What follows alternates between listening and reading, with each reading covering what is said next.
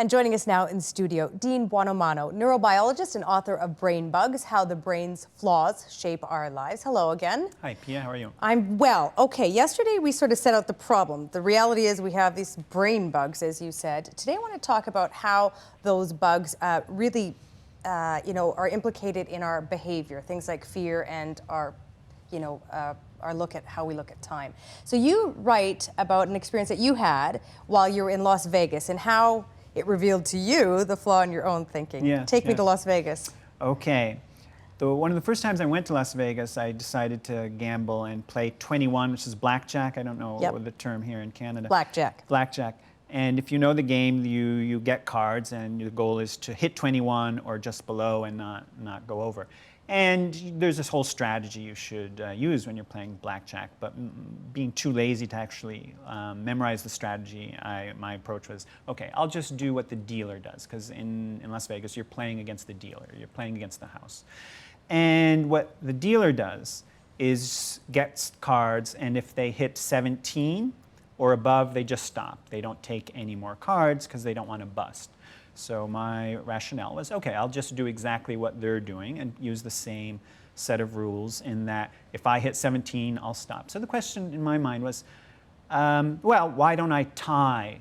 So I should with the dealer more often, and I should come out even in Vegas. And obviously that's naive and wrong, because the house always has the advantage. So the question that I found myself asking was, where was the advantage? And I couldn't see why, if I played just like the dealer did, why I still lost in the long run. And I actually asked a couple of people, and including other dealers, and they gave me the wrong answer. And the right answer is because if I'm playing, you're the dealer, and we both get 18, we tie. So I get my money back, and you don't get anything. But if we both get 22, so we both bust, it turns out that you win, so I lose. So because if we tie and we're above 21, that's where the house advantages lie. Now, why couldn't I see that? And the reason is because they hide it from you. Because as soon as I bust, they take my cards away without me knowing what happened to you. So what happens is that in my brain, the game's over for me. And then you go on playing if there's anybody else. So where it was hidden was in the future. So my brain is not used to looking for the cause of the house's advantage that happens after the effect, meaning that I've already lost the game, perceived to lost the game. My cards have been taken away. But the cause of that loss happens after the effect, where my cards were taken away, because it was you also busted. So I was really blinded by that. And this makes sense, right? Most animals and humans were used to capturing cause and effect when the cause precedes the effect, obviously. Yeah, we never say effect and cause, right. Cause and effect. And here, they're sort of playing with the situation by making the cause happen in the future, and the effect, it's already over with. And animals are great. If an animal presses a bar and food comes, they learn the cause and effect. And if you press a switch and the light goes on, it's very easy to learn that. But if that interval between those two things is lengthened, it's very hard to pick up on that. So if the animal presses a bar and food comes an hour later, animals will not learn that. And humans won't either. And think about the consequences of learning things that have a long period between the cause and effect. Take cigarette smoking, right? So when you started smoking, if you got cancer the next week, the cigarette tobacco business would have never been a multi-trillion-dollar business, would it have? We would have picked up on that correlation, that association, that cause and effect very quickly. But because it was decades, it's very hard, both from the scientific point of view, but also from the common sense point of view, to connect those things. Well, how does something that I've been doing for 10 decades harm me this way? So it's not natural for human beings to pick up on long periods of time. And this makes sense, right? Most animals don't even think of the future, much less plan and understand the future. Arguably, humans don't sometimes think the future when it comes to our finances, and you make those examples in your book. You talk about the success of payday loans and why they're successful. Yeah. So tell me about that. So humans didn't evolve in a world to plan for retirement or to put money today into their bank accounts to have a better life 60, 70 years from now, or to invest in their health now by exercising and diet and be healthy when they're 70 or 80. So it doesn't come naturally to us. The brain's not naturally well equipped to make long-term decisions. It's something and please, I'm not saying that we can't do it, it's just not natural. We need to practice at it. So if you are making a short-term decision and you're trading off, eat the cheesecake now or be healthier later, we struggle with that. And this has profound consequences in our financial decisions. So certainly, a lot of Americans have credit card debt, and that's a short-term trade-off to obtain a product or something now with a long-term consequence. And in other circumstances, payday loan stores in the United States are fairly common, and particularly with the economic crisis have become more popular, and they really charge exorbitant interest rates that can amount to 390% to get an advance on your a 2-week or longer advance on your paycheck. I actually think in Canada, I'm not sure, I think they still have payday loan stores, but I think there's actually laws that prevent them from charging that much as they charge in the United States because it's borders on criminal. So we're not making good long-term decisions. And you look at the financial crisis that the world is currently in and due to debt, you have to ask yourself, well, is this because it's so hard for both individuals and our leaders to make short-term tax increases or small tax increases or small budget cuts now in the present or in the past, with the consequence that we end up being forced into a situation where we have to make large tax increases or large budget cuts in the future, because we can't properly balance the short-term trade-offs with long-term trade-offs. So essentially our inability to sort of wrap our heads around numbers make it difficult to make long-term decisions. I think that's contributing to it, but it's also part of just immediate gratification, just short-term. And this is often shown in the example where I say, Piya, I'm going to give you a choice. You can have $100 now or $120 in a month. And there's no right or wrong decision, but logically, economists would say, well, 20% in a month is a good deal. But let's say people are 50-50. Let's say 50% of people pick $100 now. Now let me change that scenario a bit and say, Piya, you can have $100 in 12 months or $120 in 13 months, okay? So still an extra $20 for a month. Now, most people will pick the $120 in 13 months. Because I'm already waiting 12, so what's 13? Exactly. So you're not tempted by the short-term gratification, the short-term bias that we all feel. I want it now.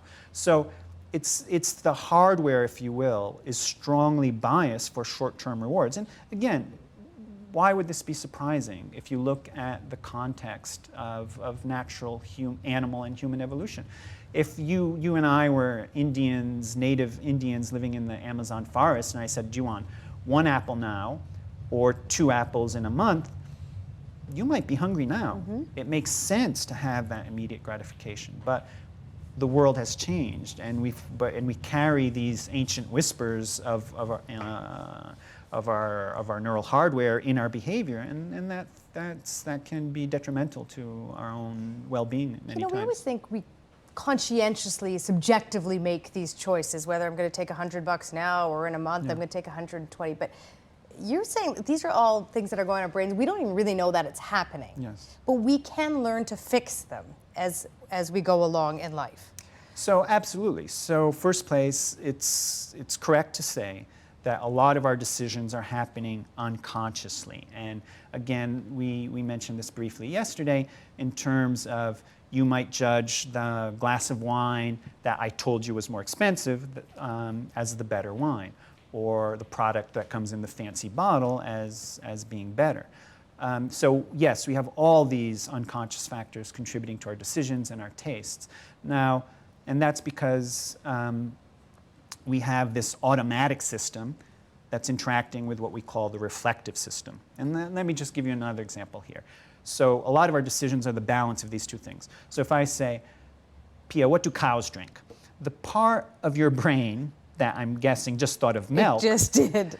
was the automatic system that's reflexive. Now, but you obviously held that back and then come up with the correct answer of the water, and that's your reflective system. So you have this game of your unconscious brain quickly jumping to a decision due to the associative architecture that we again spoke about yesterday, because cows are associated with milk, so it's a very strong connection. So what cows drink? Oh, milk. Oh, wait a minute. So when we're making these financial decisions, it really helps to try to slow it down and reflect on why we're making that decision. But it's really hard because of the way the brain is built and because it's all interconnected. The brain is not compartmentalized. So if you're hungry, that's going to affect your opinion. And if you want to buy something today, that affects your opinion. It's all interconnected. You write, a chunk of your book is about our emotions, and I want to talk particularly about fear. Mm-hmm. Do our fears reflect what is really going to harm us? I think it's safe to say that in the modern world, what we fear is only tenuously related to what we should fear. So let's look at a couple of numbers here. So certainly in the news and in the media and in people's concerns, homicide and terrorism takes a large precedent in our thoughts and concerns with safety.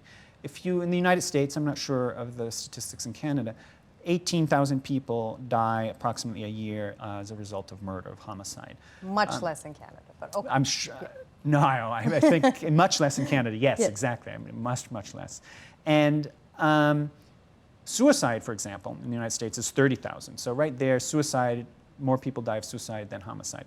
But look at car accidents. So that's 45,000 approximately. So if our fears were proportional to the causes of death, we should probably invest a lot more money and a lot more concern in car accidents than in homicide. And then you look at something like heart disease. Those numbers pale in terms of heart disease. Maybe 600,000 people die a year of heart disease. Yet we maybe invest, the United States, we perhaps invest $2 billion to cure or to do research on heart disease, while maybe $700 billion in the military budget. So it is the case that what we fear was tuned for time and place we no longer live. And if you look at some of the things we fear innately, or that's sort of pre-installed in our neural operating system, if you will, a lot of people fear snakes. So it's pretty clear that snakes and spiders are things that we're programmed to fear. And it also seems that we have an innate tendency to fear people that are different from us, or violence perpetrated by strangers, or at least we're more likely to learn to fear. What do you mean? I was born to fear snakes? So the data there is that if, and this is research done in monkeys, so if you have monkeys seem to have an innate propensity of fear, innate propensity to fear snakes. And what that means is that even if they don't naturally fear snakes, they're very ready to learn to fear snakes. So if they see a snake scaring another monkey, they will quickly learn that snakes are bad and sort of become phobic to snakes. But if they see a turtle or a flower threatening another monkey that's reacting in a fearful manner, they don't learn to fear that. And it's pretty clear that humans, we come prepared, if you will, to fear snakes or spiders or predators with big sharp teeth. You know, why are so many humans afraid of sharks? You know, we can probably blame Steven Spielberg for that in the movie Jaws. It's not even a real shark. Most humans have never even seen a real great white shark, but the brain is so ready to learn to fear predators with big sharp teeth that gets so strongly ingrained that it's beyond all reason, right? Is this why I don't like flying? I'm scared of plane crashes. I can't watch a movie with a plane crash. I didn't watch Lost because I'm like, the premise of it begins with a plane crash. Not watch it. My husband tells me I'm ridiculous for that. But is that why it's not real? Yeah, it's an interesting point. I think certainly fear of heights and fear of closed spaces are compounded there that account for a lot of people's fear of flying. But I think the point you're getting to is that it's really beyond reason, right? And Irrational. It's irrational. And because you know the stats, that planes are actually safer per kilometer than driving. I'm sorry, planes are actually more dangerous than driving. And this has a very interesting impact in 9/11. So a couple of studies have shown that after 9/11, there was an additional 1,000 deaths that occurred indirectly as a consequence of 9/11 because people were afraid of flying and they drove more. But there's a consequence to driving more because cars have a statistically higher rate of fatalities. So the estimates that the increase in car traffic due to people decrease in flying resulted in an additional 1,000 deaths. So that irrationality has consequences.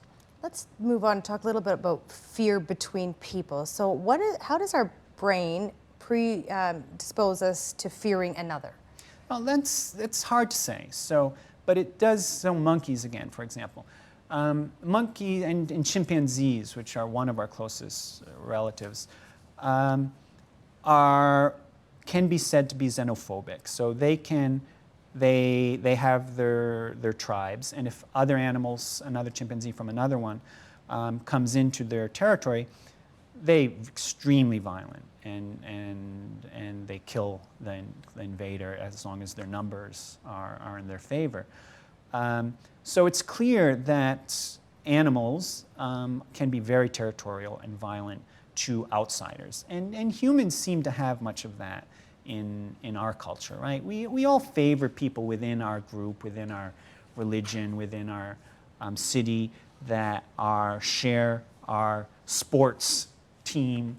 We have a natural affinity for those that share things with us. So we do seem to have a strong antagonism, or let me just put that in the sense that we have a potential antagonism towards outsiders. So how that affects our culture is not entirely clear, but it does seem that because we're fearing the wrong things, a lot of our decisions end up being misguided. And I think where it really comes in, where our outdated fear module comes in, is that it makes us susceptible to fear-mongering, right? So our fear was not designed to be rational. It was designed to be an overreaction to potentially dangerous situations. So to what extent does that make us overreact to potential threats? And when we're frightened, a lot of stupid ideas can sound surprisingly rational. So, you look back in history and in the 1940s, where after Pearl Harbor, the United States put tens of thousands of Japanese in internment camps in case a few of them were spies. So it's hard to see the rationality in that at this point, right? Because the idea is, well, to get rid of the criminals, we're going to arrest everybody. But I guess at the time, because people were frightened and threatened, it seems more rational than it does now. So fear does take away reason. And I think that's where we're most susceptible to fear-mongering. In the way that fear works, do I have to learn it through experience, or can I learn it from someone else? Well, this is a fascinating thing about fear, because yesterday I gave you the quick example of juggling, right? And if you're a good juggler and I observe you, it doesn't matter how much I observe you, but I'm not going to learn to juggle. It's experience. I have to do it. But fear evolved as an incredibly effective mechanism to observe, to learn what to fear by watching others. That was the problem with the film Jaws, right? It's not even a real shark. They're actors, but we learned just by watching. And it's not even real. So fear is very unique, and we can learn by observation. And this, in today's world, we observe both real and fictional aggression and violence on TV and in Hollywood, and an event that happens on the other side of the globe. We watch that time and time and time again. So our fear modules didn't evolve for a time where we have the digital TV and where images are blasted instantaneously across the world, and they can be replayed. If in the past, if you saw a lion attacking somebody, that's probably because you were there, and that's probably because you should learn. But if today, if you see a shark eating somebody, or even a terrorist event that happens on the other side of the globe, you probably don't need to fear that as much as we do. Politicians use it all the time, don't they? And that's our fault, isn't it? Because we're unaware of how our emotions are being tapped into to resort to fear-mongering. So our fear makes us susceptible to fear-mongering, which is absolutely continuously exploited throughout history in politics and by our leaders. We've spent, probably about 50 minutes over the past 2 days talking about our brain bugs. Now I want to talk about the big question, which is if we've got all these brain bugs, how the heck are we going to fix them? So how am I going to debug my brain? Yeah, that is a critical question. And I think, first place, I should say that I think one of our bugs is that we always want easy answers to complex problems, right? What's the best way to get an easy diet and lose weight or to become rich? But most complex problems in the world require complex solutions. And so I think we have to be aware of that. And I think there's a number of answers to your question. So my feeling is that one of the most important directions for us to go is education of our children. So there's no more important, single most important thing in a child's life than their own brain, because that's who they are. That's going to guide all their decisions throughout their lives and all their emotions and their personality. So if children from a young age learned more about how their brain worked, more about how the associative architecture of the brain is, how they might be manipulated by advertising, and children are targeted by advertising and massively nowadays. So if they learned why that is and why their opinions can be shaped by advertising, why they might tend to make poor long-term decisions, and that these are properties of the physical brain. It's the hardware we're stuck with. I think that would be an important step, and what fear-mongering is. I think, in my opinion, that would be one important step towards making the world a slightly better place. In addition to that, we spoke briefly about the automatic system and the reflective system, and that we tend to jump to conclusions sometimes and what do cows drink milk. But appreciate that we have both these systems in our head. And when you're making certain decisions, maybe who to vote for, be consciously aware of both those systems, and that use our reflective system, because studies show that we're way too sensitive to how people look. Sound bites, politicians say. Many studies show that it's possible to predict elections fairly well by just showing pictures of people. But we really need to accept that it requires time and interest and effort to delve into the important, complex aspects of politics if we're going to vote, because we tend to react a bit too much with our automatic system. You talk about one of the ways to debugging the brain is by choice architecture. So give me an example of what that is and how it works. Right. So a couple of economists, Richard Thaler and Cass Sunstein, for example, have proposed that one way to look at this is, for example, with choice architecture, which means designing the rules and regulations and laws that we have in our society by taking into account the brain's bugs. So the simple examples are making sure, not making cigarettes illegal, but making sure that we all know that they're very dangerous to your health. So that would be an example of choice architecture. Or saying that we have a tendency not to save enough money for retirement, but you can enroll in a retirement plan. Rather than say you actively enroll in a retirement plan, companies should have that the default is that you're already enrolled in the retirement plan with a certain amount of funding, and then you can opt out. So manipulating maybe putting the diet food on the top shelf and the fatter food on the bottom shelf of supermarkets. But that's clearly limited, right? Because that companies have no incentive to do those things, because ultimately we live, capitalism drives our society. So that's the choice architecture, I think, is a wonderful thing to strive for and to implement. But ultimately, I think it comes down to us and awareness of our own decisions. So trying to reflect more on our own bugs and think the complex problems out. Well, this book certainly got me thinking about how I'm making decisions. In fact, like you second guess yourself once you read this book. Because you're like, why am I making that decision? Is it because my brain has a bug and it's doing this? Yeah, so without driving yourself crazy, I hope that read proves this to be book, of it'll make you benefit. crazy. Dean Buonomano, thank you very much. It was my pleasure, Piya. Thank you. Support Ontario's public television. Donate at tvo.org.